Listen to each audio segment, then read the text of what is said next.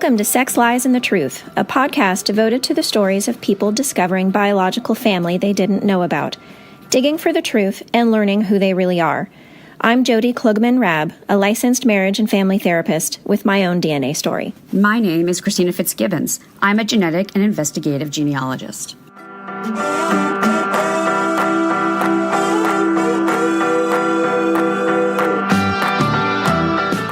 So I am so excited to introduce my cousin, Anthony. I did not know that Anthony was a cousin of mine. Was your cousin at all? I had no idea until 3 years ago, maybe. Close to 3, yeah. We sort of stumbled upon each other. Anthony was adopted out of our family. I actually would love just to hear about your life growing up with your parents. So Sure. take it away. Take it away. So- Welcome and thank you. This is Thank you. super exciting. I have my own sex, lies, and the truth in my own family, just like everybody else does. Yep. Yes, I think it's every family has a little bit of that, right? You know, for me, in discovering this whole other family that's out there has been pretty amazing and just an amazing experience and journey. I discovered Christina through, I guess it was Ancestry was the first one. I received a DNA test kit as a birthday gift from my wife. It was really just to see, wow, what nationalities are you really? And so with that, that's what I thought I was going to get. Little did I know that on Ancestry, it linked you with other DNA relatives. Other people. And Surprise, so surprise. I discovered that portion of it. Oh, sorry. Were you shocked when you logged in and could see like people's faces that you were related to? If they have pictures up, I could see the faces, but I just got names. Oh, yes. That's right, if yeah. they put their full names, or it was just Right, a that's right. username, and if it was a close relative, first cousin, second cousin. And so you popped up towards the top, and when I discovered that, it blew me away, and I'm like, okay, this is going to be really interesting, and I don't know what to do from here except I'm going to just let this, process and wait before I reach out. But before I did that, I got an email message from you asking who I was, and hey, I think we're related. How are we related? Do you know? And so I messaged back in a rant, probably like, oh my God, my name is Anthony Gomez. I was born in 1970. I was adopted. Who am I? Who are you? And I have actually, how we discovered each other, and from there, everything just blossomed. I do actually have all of those messages, our initial messages, because I loved them so much. Because I'm not looking for biological family, so when I log in to look You're at not mine, looking for your biological family. yes, You're exactly. looking for everybody else's. I am, but sometimes I'll look at mine and I'll see new relatives. I saw your picture and your name. You were high enough on the page that I should know who you are. So I kind of looked at your picture, and I think I pretty quickly was like, this is somebody who I don't know that I should know. I was even more sure that you were either a result of a paternity issue or a adoption. And I looked at your face, and I'm pretty sure I know where this person relates to me. Just by looking at your face. Photo. Oh, yeah. I was like, oh yeah. Okay. He's I think mine. we know. Yeah. So, yeah. Anthony, before we go on, can I just confirm, did you understand from the beginning that this meant you were related to these people and it wasn't like a mistake? Because of your adoption, you were already primed to kind of expect that, right? That's correct. Okay. Yes, I knew I was adopted from when I was little, and so in this discovery of this, through the DNA and this linking me on Ancestry with the other relatives, I knew that these were my blood related relatives and not from my adopted family. So that wasn't a surprise. It was just a surprise that the website did that. I had no clue. I was just merely looking for, my ancestry history. So, Right. Was I related to Napoleon or and not? Exactly. coming out a quarter Irish, I was, that was another thing that blew me away. I'm like, okay, so I'm about a quarter Irish. This is really interesting. Right. And I knew it was on my paternal side. All of it was new, and I was excited, but yet kind of scared, like, okay, who are you going to find, and what kind of people are these? So tell us about growing up and your parents and your family. Growing up was great. I had a great childhood, great family, great friends.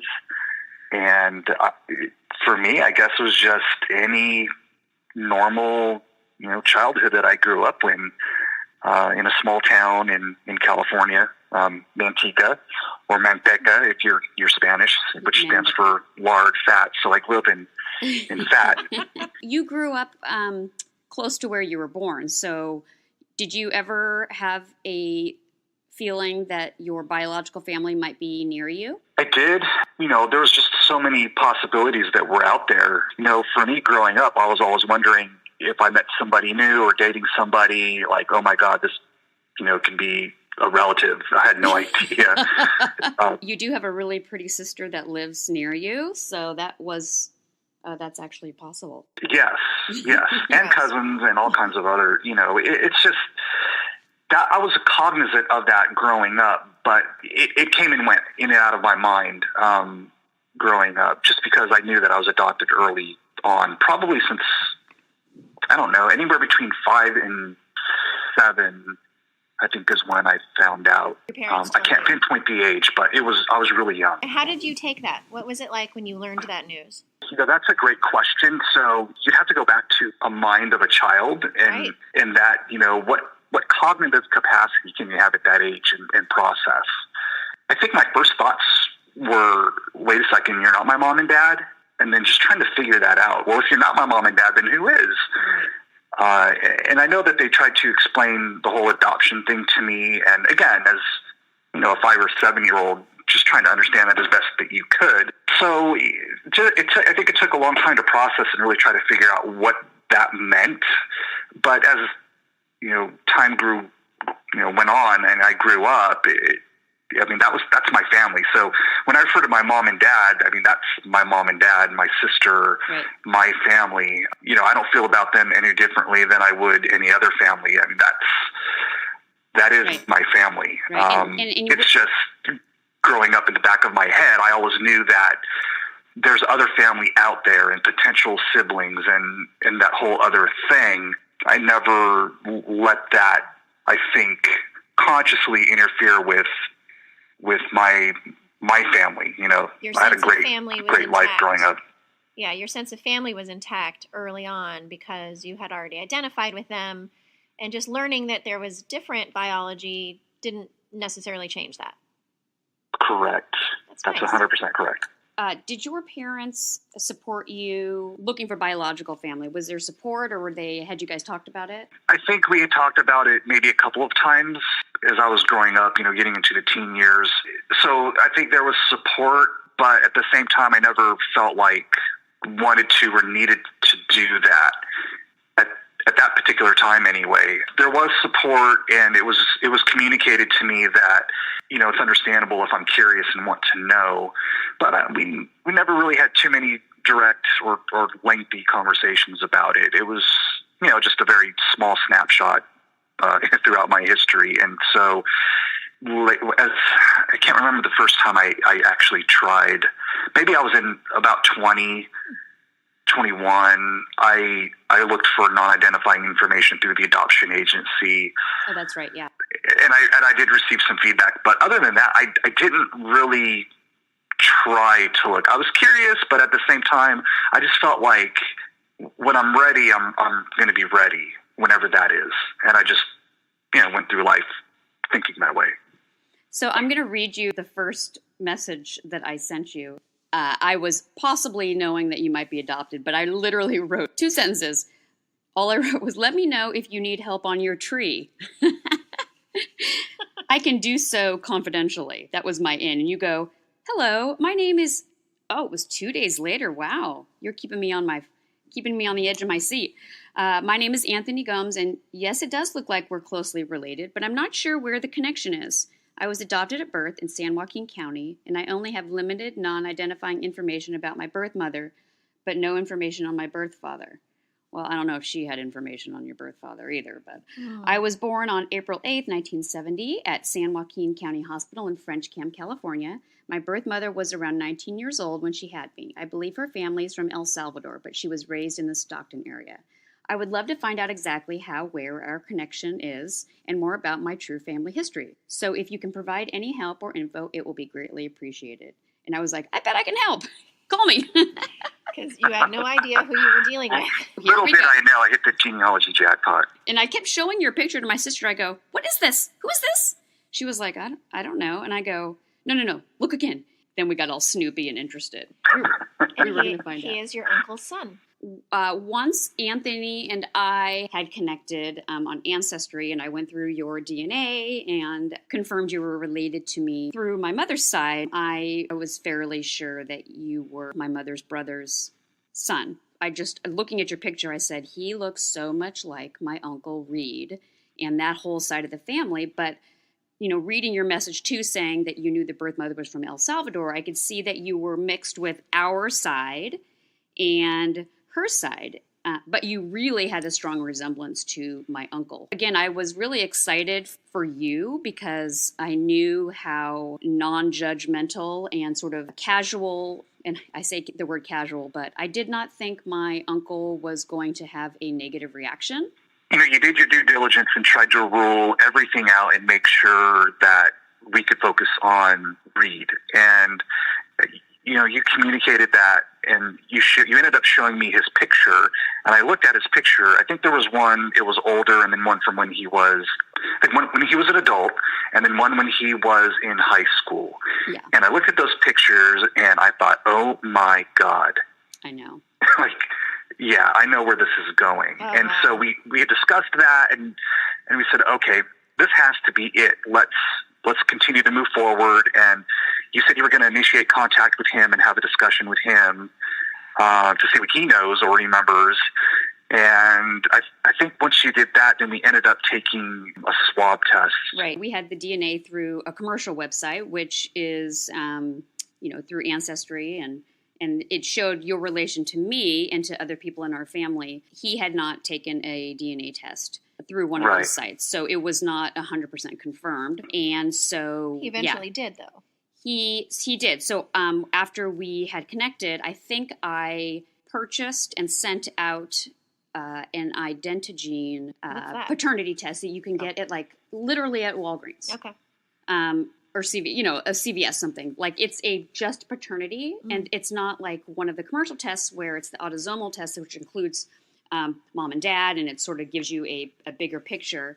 It just says yes or no. That was lovely to be purchasing a paternity drug test at my local drugstore in my little town. I'm sure I was literally so worried that someone was going to be like, well, I saw Christina at the CVS and she was buying a paternity test. And then all of a sudden, that's how the rumors get started. Yeah. I actually purchased 2 that day, one for you and one for somebody else, not me. And so now what kind of relationship do you have? We have a good relationship.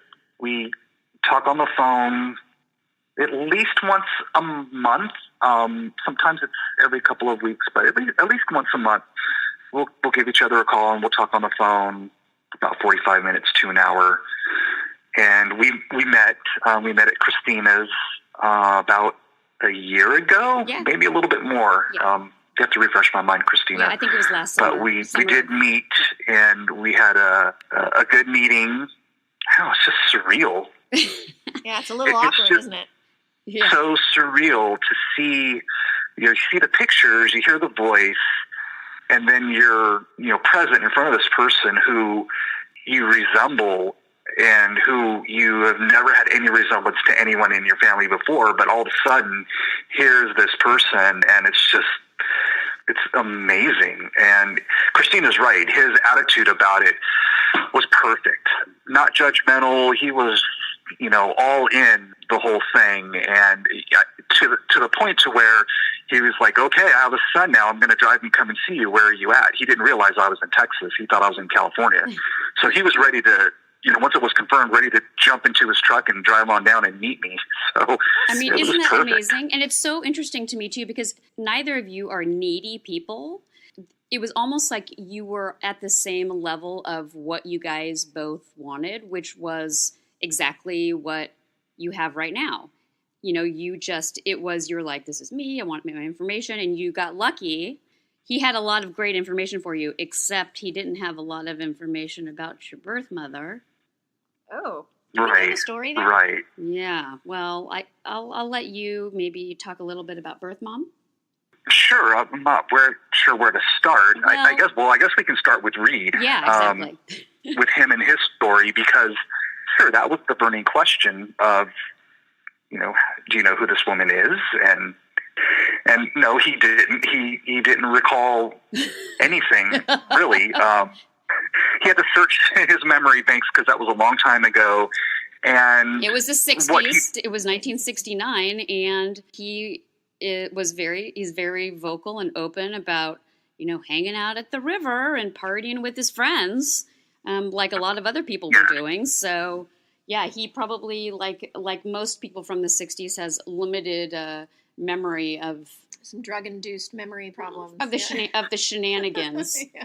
I was really trying to be kind, but that's accurate. That's an accurate picture. Pretty much. Well, so the bottom line up front is, I'm a love child. I'm a product of that era. He told a story.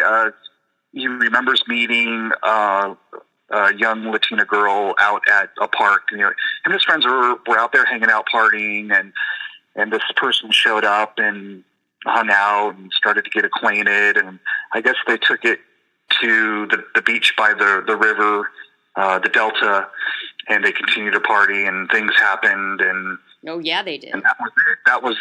That was it. That was the one time that he remembers meeting her. He doesn't remember meeting her again. He would often show up at the same park and hanging out, wondering if he was going to see her again, and he said he never did. So it was a one-park she is also a mystery to him. Well, he went to that river every weekend for many years, so I think if there was an opportunity for him to see her again, he would have. He was hoping. Well, he probably was like, hey, I remember that girl.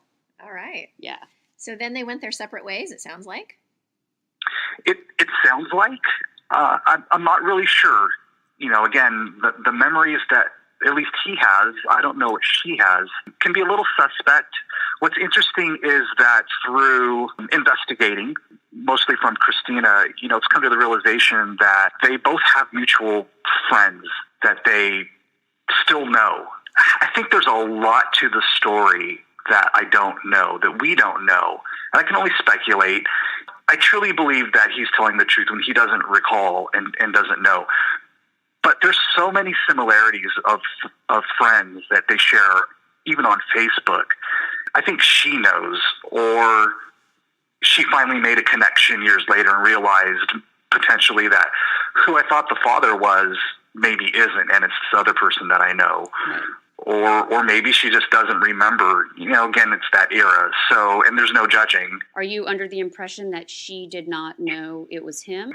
So the non-identifying information I received from the adoption agency, she gave a description of the father, which was, I guess it was really inaccurate. She said he was Caucasian. She got that part right. She did get, but everything else didn't line up. I think she said, he was Protestant, and she gave a certain height and all this stuff, and it just...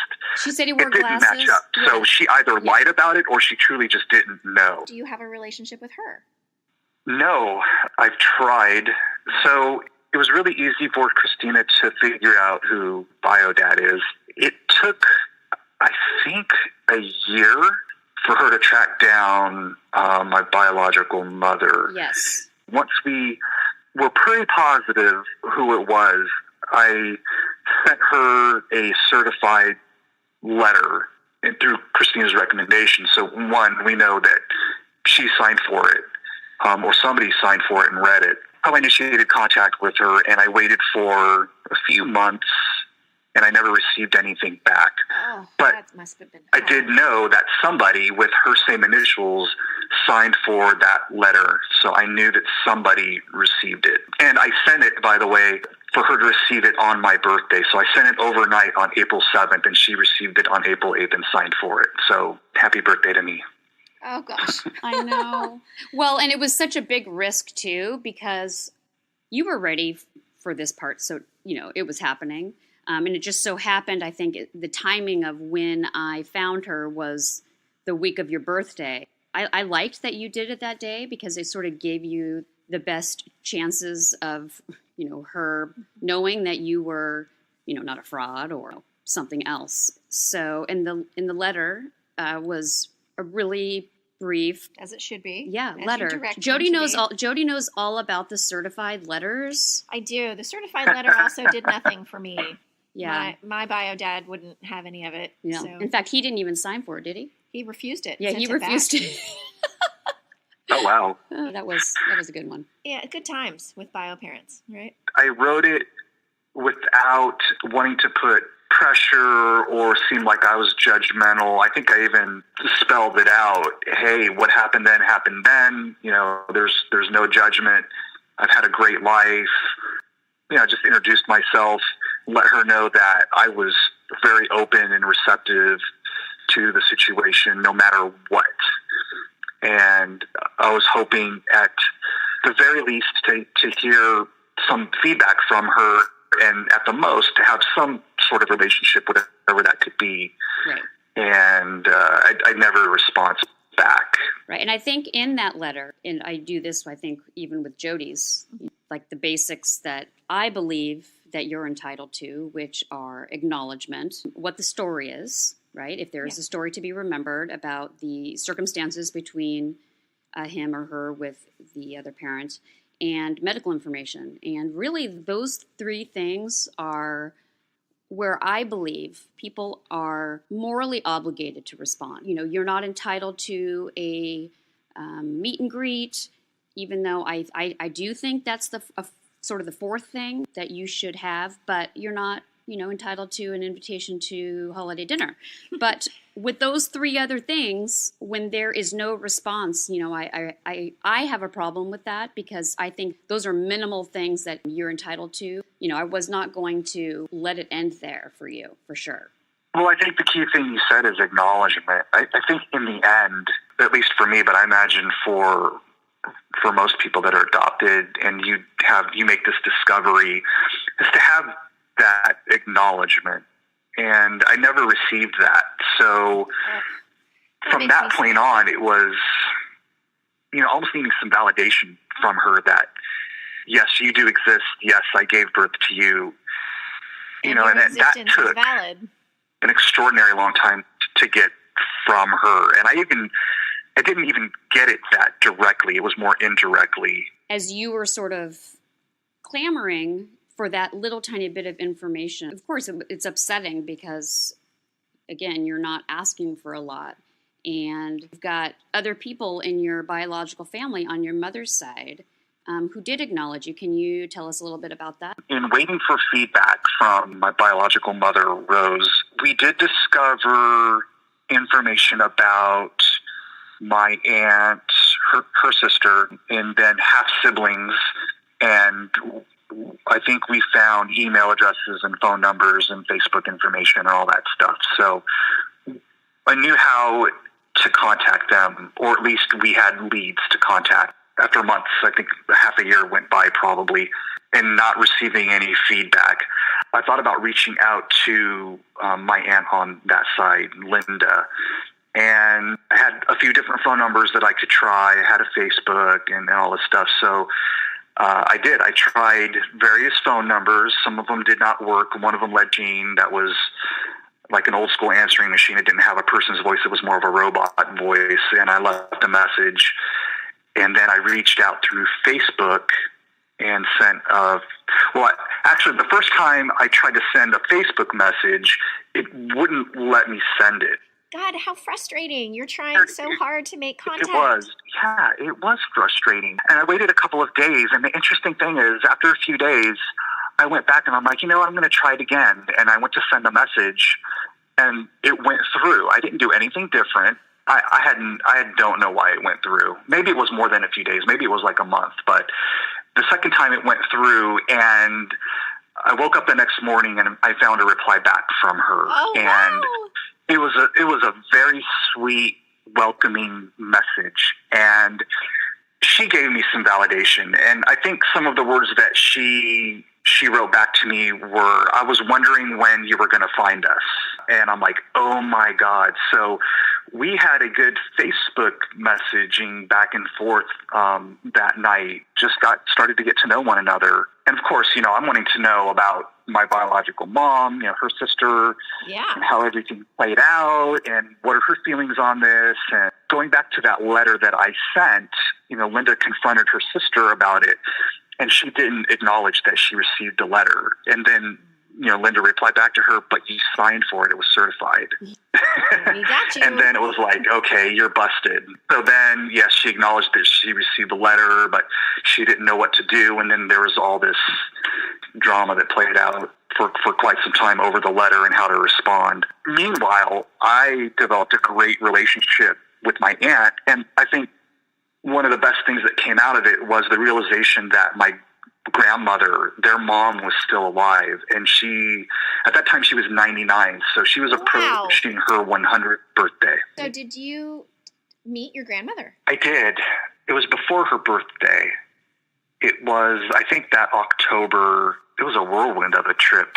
I spent the one day meeting Christina and my bio dad and that side of the family one day, and then the next day I met the other side, except for my biological mother. But I met my aunt and my grandmother and my cousins, and it was just like it happened in 1 second, It's overwhelming. And it was in a way overwhelming, although emotionally I didn't feel overwhelmed.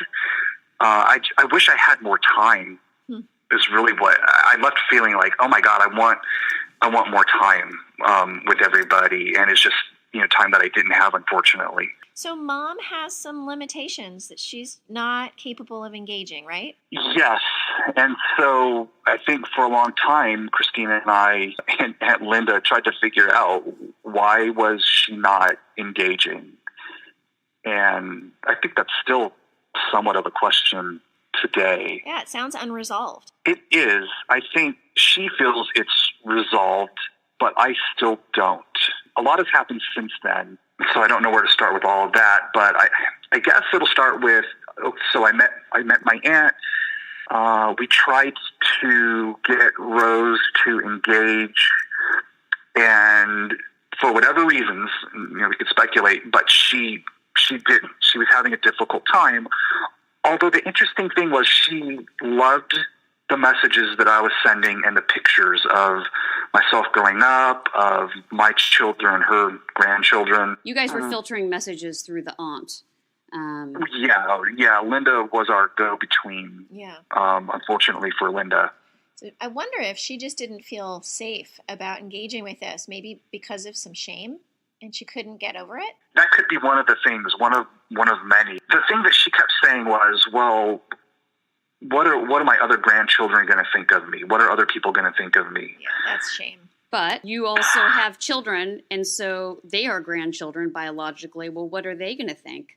That their biological grandmother thought more of her other grandchildren with regard to what they were going to think. That, I think, is a higher ordered way of thinking that probably isn't conscious up front. Because I think when you're dealing with the shame, that you have this sort of unconscious collection of stuff that you're fighting against, and you aren't 100% aware or even able to articulate it a lot of the time until somebody kind of holds your feet to the fire and says, well, wait a minute, why aren't you accepting of me? Why aren't you responding to me? And then you're kind of forcing them to face that.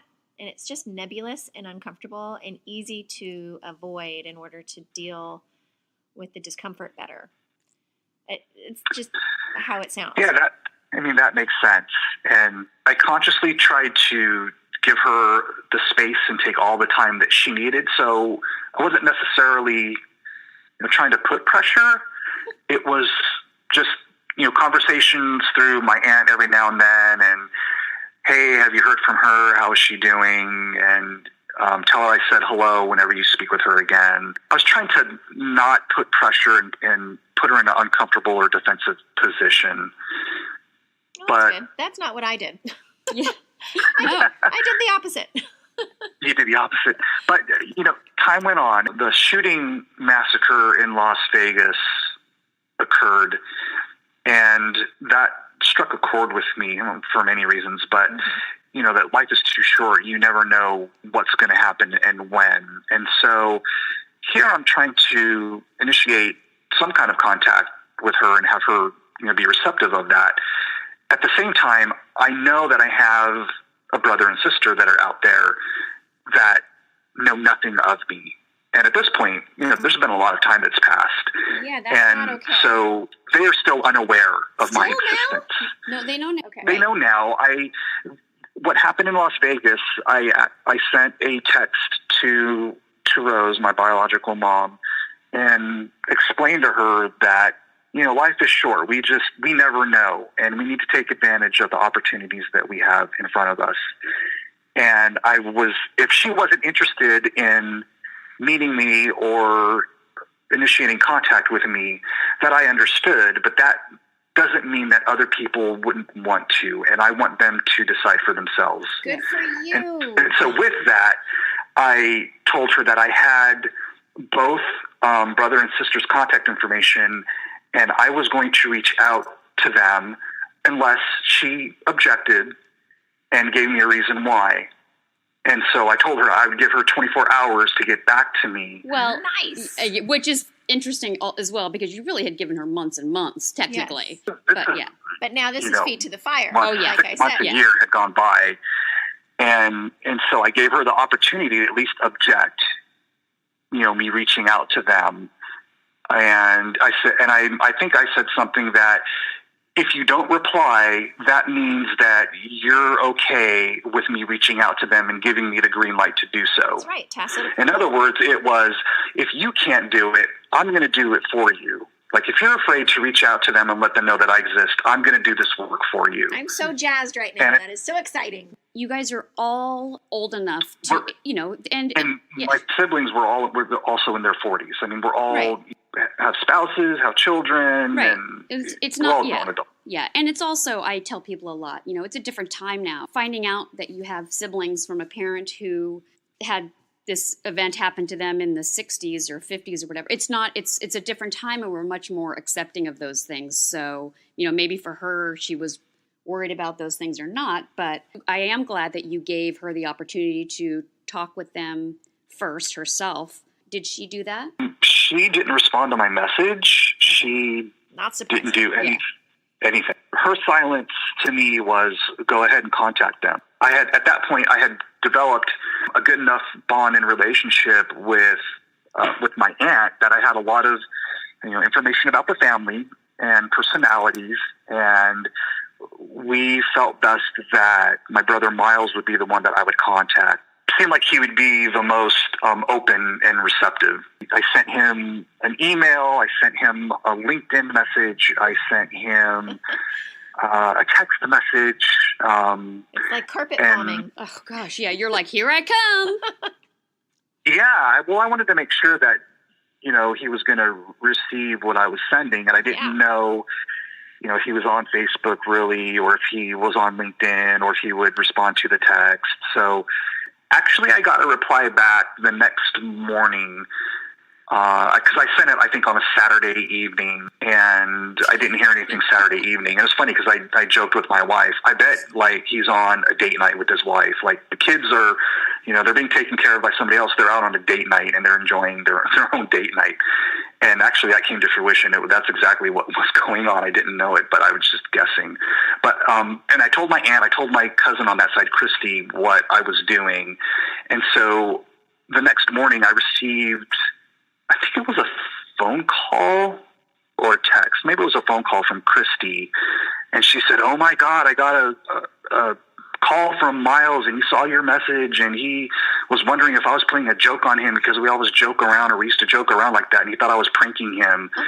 He's going to respond." And yeah, that's a so pretty. I waited, and a few hours later, I received a text message from him saying he just really couldn't believe it, and he was trying to process it all, and he was going to think about things, and he was going to get back to me, and I was going to hear from him shortly. The interesting thing was he didn't want to have a phone conversation until we met. He wanted to meet first face to face.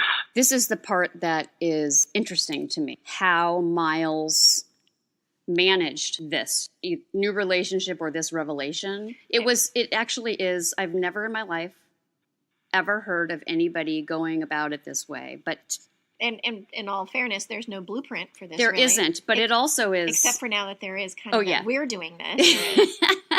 But so he did not want to have any phone calls. He only wanted to email or text with you until you met with him. That's correct. All of us might handle things differently. I would have been on the phone immediately if that was my situation. But I tried to put myself in his shoes, and I tried to be, empathetic to how he was feeling and wondering what was going on as best I could. And so it was a little bit disappointed, but okay, I've come this far, and it's taken a long time. It's going to take a little bit longer, and that's okay.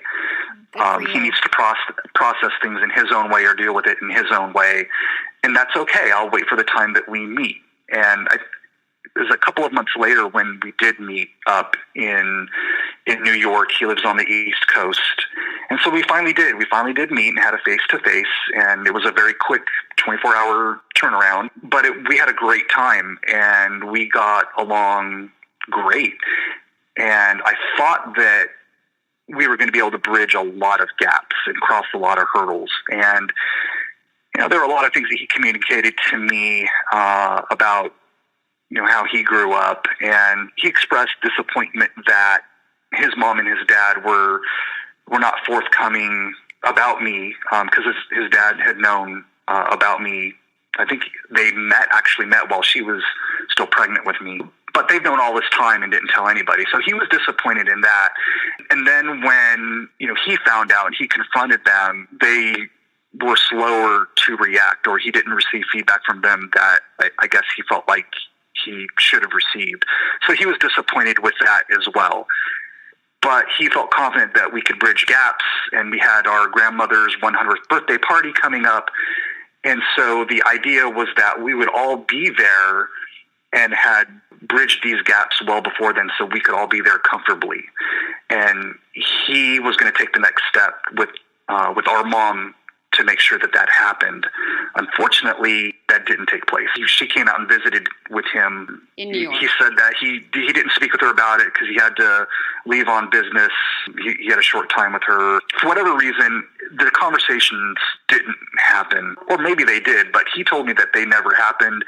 And so we approached Grandma's 100th birthday, and I was told to essentially not go because of our mom, and she needed to be there, and if I was going to be there, she wouldn't go. And all of this drama started to ensue. And from grandmother's side, she specifically requested that I be there.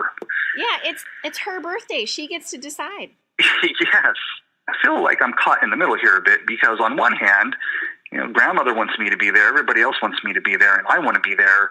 But then at the same time, I'm trying to be empathetic to my biological mother and not interfere, because yes, she should be there.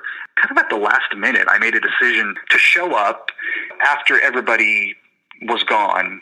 So they had their party, and after everybody left, then I showed up and had my visit with Grandma, and that's the way that it played out.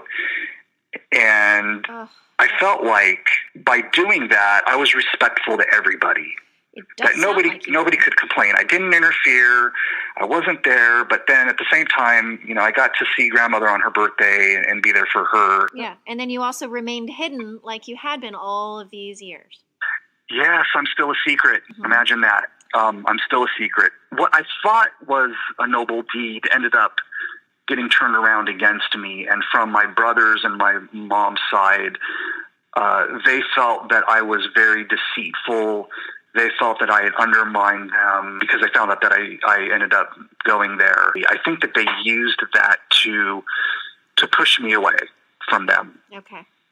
The last like they might communication I received from my brother was, hey, I heard that you showed up, and my mom saw a picture on Facebook of you being there, and we had a phone call, and I discussed it with him what happened, and he just didn't agree with what I did and how I went about it, and felt like I deceived everybody, and essentially he just said, hey, I'm going to take some time to think about this. I don't know what to do, and I haven't heard from him since. That was almost a year ago.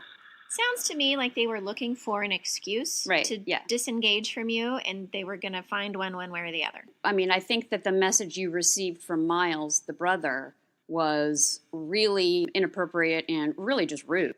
I'll never understand why he thinks you did something. Yeah, like he's not in charge of managing it. If I may, can I get on my soapbox for a moment? Absolutely. She's a professional, so she can get that. As a therapist, I have a lot of understanding around this in a very trained and particular way, and then I also have a personal understanding of it, having gone through this myself. But our mission in doing this podcast is to educate and help people understand what goes on for the people in our position, the NPEs, or the parental identifiers, as I call them. And I think it is essential that the biological family, or even the adopted family, whoever feels like they have ownership of this story and how it goes, needs to understand 120% they do not. They have ownership of this story while we, the NPEs, or parental identifiers, are minors. And when we become of age and it is our responsibility to manage our own lives, we own the story. They do not have any right to control how something goes or whether or not you have contact with any other family members. That is cruel, in my opinion. And I agree with Christina that there are some basic inalienable rights, just based on the fact that we are humans, that we should have access to our story. Not just our immediate family from our birth story, but our ancestral story as well. Who are the people that I come from that have any sort of impact into who I am?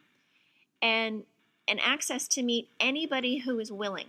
If anybody is willing to be met and start any type of relationship, then that should be allowed and granted.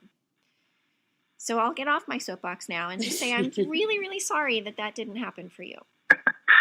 Well, thank you for that. And you're right. We do own our own story. In this situation, when he essentially told me, you blew it, you didn't listen to me, you didn't do as I said, and now this may never happen. Yeah, you're in timeout. You're in was trouble, really a turnoff. And so that's on you, but from now on, I am no longer a secret. So whenever my aunt, posts or cousin on that side posts stuff on Facebook, I respond to it, and I refer to them as my cousin or my tia or abuela, my grandmother. And whoever sees it. And if they question who I am, good, question it, because I'll give you a response. Unfortunately, my she's going to approach her 101st birthday soon, and that time's going to come where she's going to pass, and we want to celebrate her life. And I am going to show up to celebrate her life. I'm not going to be told to no, you shouldn't go so our mom could be there. They're just going to have to deal with it. Right, and who I am. I'm no longer going to be a secret. I sent my biological mother some roses on Mother's Day. I didn't put anything on a card other than Happy Mother's Day. A simple, clear message. I'm thinking of you on Mother's Day. And that prompted, I guess, more drama. I spoke with my aunt about that, and she said my biological mother's husband had contacted my aunt and was upset with my aunt because my aunt gave me their address. Well, but I had already given you that address, so. Well, I had already I sent the letter. Oh, that's true. That's right. A year and a half ago. And so my aunt explained to him, what do you mean? I didn't give him your address. He's had it for a long time. He sent that letter back in April, and he was confused. He didn't know about the letter? So apparently, Rose didn't tell him about the letter, didn't mention anything, and so he was just upset that I had their address and I'd sent them something And it appears that he was kind of kept into the dark about some of this. And so the conversation that my aunt finally had with my biological mother was, you need to take care of this one way or the other. You need to send him something, acknowledge him, say something. And so about, I think 3 weeks later, she sent me an email. Bio mom sent me an email saying that she was thankful I ended up, with a great family and I had a great life, and that her decision was the right one to make all those years ago, but that the door was now closed. Please don't contact me or any of my family from this point on. There's something there with her husband that is preventing her from coming forward. And you're thinking about the description of how my brother said, they grew up, their family. Yeah, I can see that he may not be, too happy or wanting to engage in this particular area. Yeah, I don't know what bad memories come up from her and him with all this, but there's definitely many things there, and I think he as in my biological mother's husband, plays a big role than what I thought. The text actually from Aunt Linda to her sister, your birth mom. She says, I don't care to have Randy text me and accuse me of giving Anthony your address.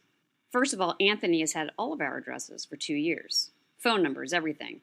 I'm not his handler. I like that, right? All right, Linda. I know I should have said this long ago. One of you has to tell Anthony to stop. Don't be afraid of him. I got pulled in because you never acknowledged that letter he sent you. You should have said from then, I don't want to meet you, go away. But not saying anything just caused him to contact me. Now I'm in this fucking mess that I did not create. But Randy seems to have the need to put me at fault. I have not talked to Anthony for 3 months, so I think you need to tell him to stop. As for meeting him, I asked you if it was all right. Mom wanted to meet him. You said yes. Apparently, Randy says, I should not have asked you anything. This is so ridiculous. Unfortunately, sometimes we have to face our problems and not avoid them because they just get worse as time goes by. You can just tell Randy. He needs to fucking stop accusing me. I don't appreciate getting shit texts from him. That's going to give us an E explicit rating. Well, those are the best ratings. What now? Yeah, I know. How are you feeling now about everything with birth mom? I don't think about it too often. Wow. I focus on the positive relationships that I have with you, Christina, with Reed, with Karen, and with Aunt Linda and cousin Christy and Abuela. As a matter of fact, last weekend, no, it was for Thanksgiving. They video called me for Thanksgiving, and I got to, we got to video exchange pleasantries and happy Thanksgivings with Abuela and everybody over Thanksgiving. Was really cool. I love so that. I focus on that. Good. Yeah. And I try to not put much energy in the negative, although from time to time it's there. I know it's there, and I know that there will be another time to deal with it. I just don't know how or when, but I know it's not over. Right. I know partially it's not over because I'm not one to let it be over until I say it's over, because it's my story. I'm going to write the ending. Oh yeah. That's and right. That's what I like to hear. if that means that I have to fly wherever I have to fly to where Rose is at, and show up and introduce myself to let her know I'm real, I'm here, you have to face me, and that's all I need, then that's what I'm going to do. I want to face her face to face just so I could lay my eyes on my biological mother, and she could lay her eyes on me. And if after then we part ways and never hear from one another again, then I think that will give me the closure that I need. Amen. And when you do that, can we have the footage of it, please? Yeah. She's never answering her door. She's totally going to start wearing disguises all over. Or she'll pull what my bio dad did and say that it's not her. Oh, that's true. Yeah, Jody's dad did say, Yeah. I don't know who you're talking about. Yeah, he doesn't live here. Yeah, exactly. I was thinking maybe we can try to find a book or something for her to read, and maybe we could send it to her about how to deal with the realities of life. I'm Now, trying to write that book right now. So Jody will write it. So hurry up and write it. I'm trying. We'll send a first copy autographed. So I found out that they're actually going to move to Connecticut where Miles is at. I don't know when, but so I might end up flying to Connecticut instead of Bay Area having to do this. But I see it. then I can confront my brother at the same time. In my mind's eye, the way that I see this playing out is she comes out of work or she comes out of wherever, and it's just her and I one-on-one. There's nobody else around her for her to go to or lean on or run away. Oh boy. It's here I am. Yeah, she's going to have she's gonna have a heart attack. brass knuckles or something. Yeah. We might have to discuss how this is going to go down. I'm just hoping that she will on her own come around so that you don't have to do that. Well, you're going to give her some time. So I'm going to say as the professional therapist here that I'm going to say she's not going to do it. Ever? Or she would have already. Because she's operating with whatever personality structure or family dynamics at play that are keeping her hobbled, where she's not really capable of taking full ownership of her stuff.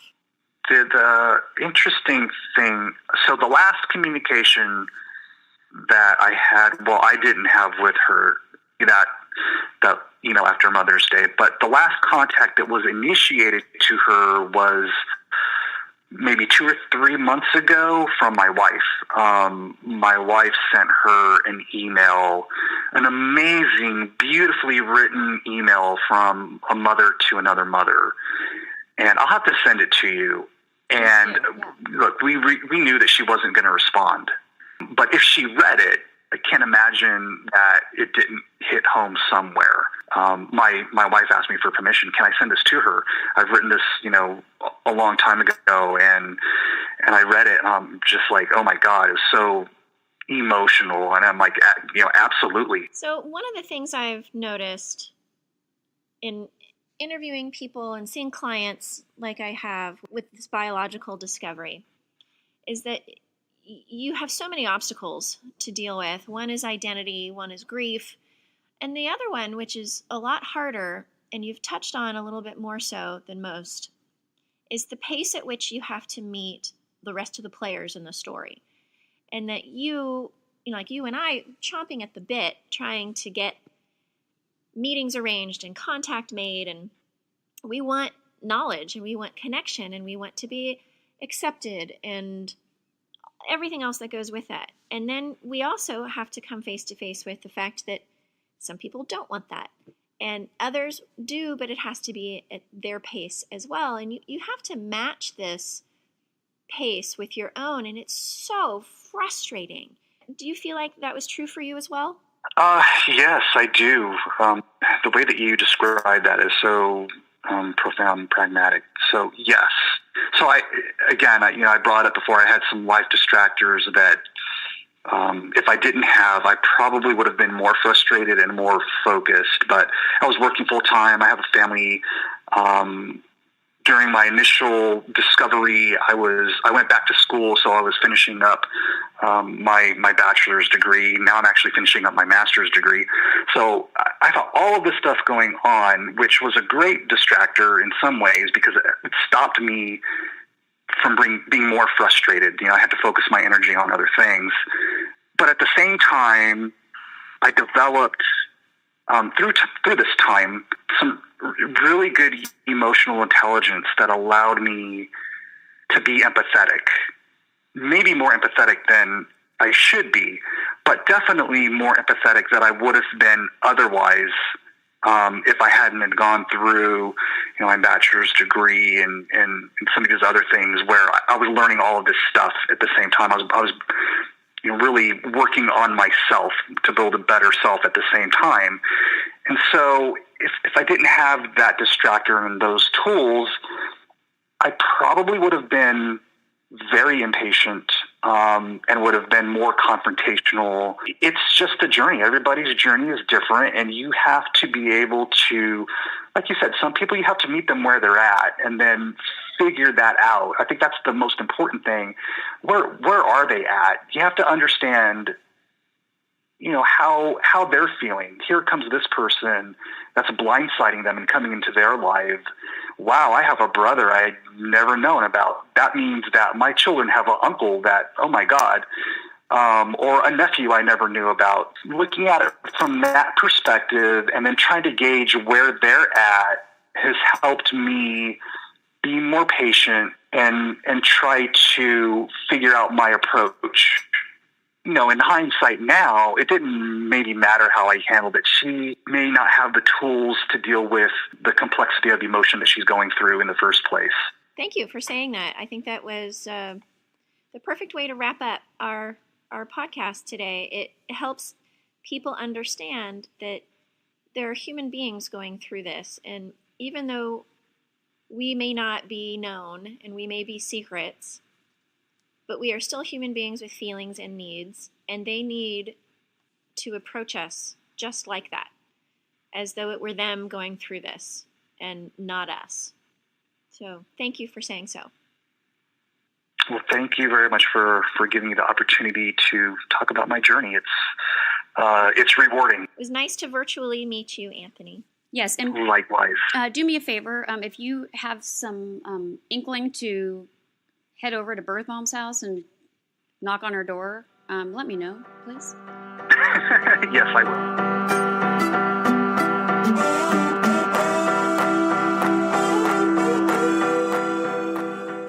We hoped you liked this episode, and if you did, please give it a 5-star review on iTunes, Google Play, and Podbean. If you want to get in touch with Christina or me, you can find us at sexliesandthetruth.com. I'm Jody Klugman-Rabb. Thanks for listening.